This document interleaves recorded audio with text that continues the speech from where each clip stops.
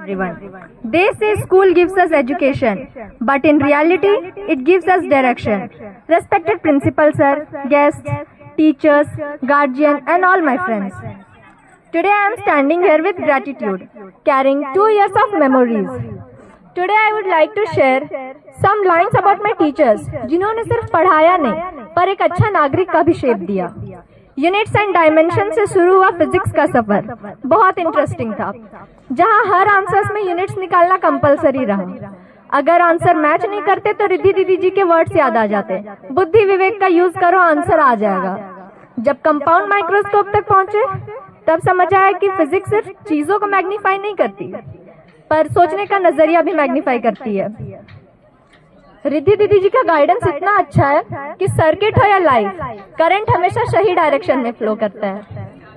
Maths में जब calculus आया, डिफरेंशिएशन इंटीग्रेशन दर आया, तब सिर्फ रश्मि दीदी जी का पेशेंस ही संभाल पाया. सेट से शुरू हुआ और होमोजीनियस डिफरेंशियल इक्वेशन तक का ये सफर बहुत अमेजिंग और इंटरेस्टिंग रहा.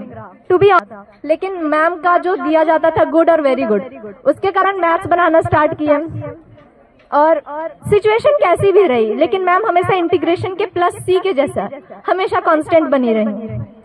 केमिस्ट्री 11th और 12th of course one of my favourite subjects.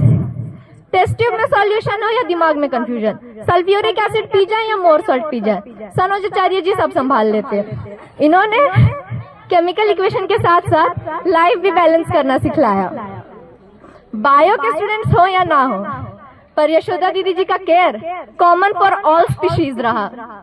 उनका लविंग और केयरिंग नेचर सबका फेवरेट बन जाता.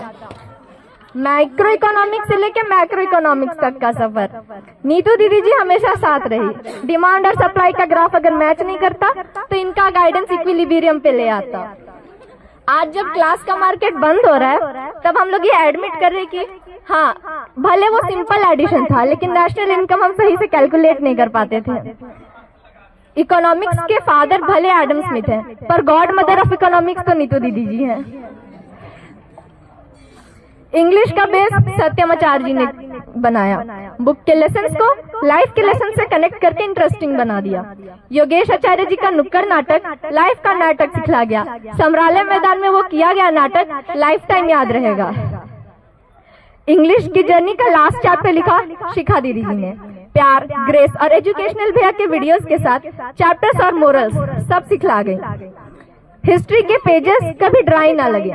प्रीति दीदी जी का वे ऑफ टीचिंग पास्ट को प्रेजेंट से जोड़कर पढ़ाना हमेशा यूनिक और इंटरेस्टिंग रहा. रोहित आचार्य जी का हिस्ट्री को जीवित कर देना, इनके कारण हम कभी first winners of Nobel prize तो नहीं भूल पाएंगे. पॉलिटिक्स का सिलेबस सिर्फ किताबों तक नहीं, कविता दीदी जी ने राइट्स के साथ साथ रिस्पॉन्सिबिलिटीज भी सिखलाई. वंदना हॉल में गाए जाने वाले सारे गीत याद आएंगे.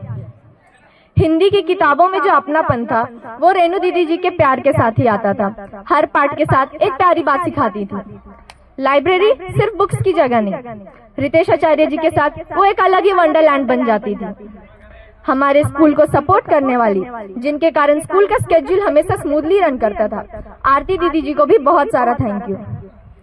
इस सफर को सही दिशा दिखाने वाले 2 स्ट्रॉन्ग पिलर्स, हमारे पूर्व प्राचार्य जी जिन्होंने हमें हंसाया, नई बातें सिखाई और पंच प्यारे में शामिल किया.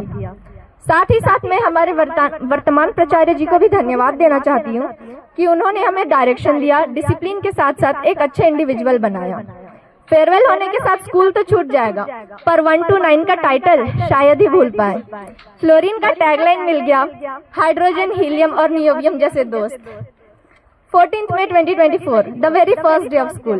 काफी अनोखा, प्यारा और हमेशा याद रहने वाला दिन.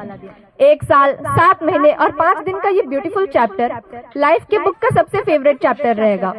आज स्कूल से तो जा रहे हैं, पर यहाँ जो वैल्यूज, मेमोरीज और गाइडेंस मिली है वो हमेशा साथ रहेंगी. This is not a goodbye, this is a heartfelt thank you. Once a student here, always proud to be from here. Thank you.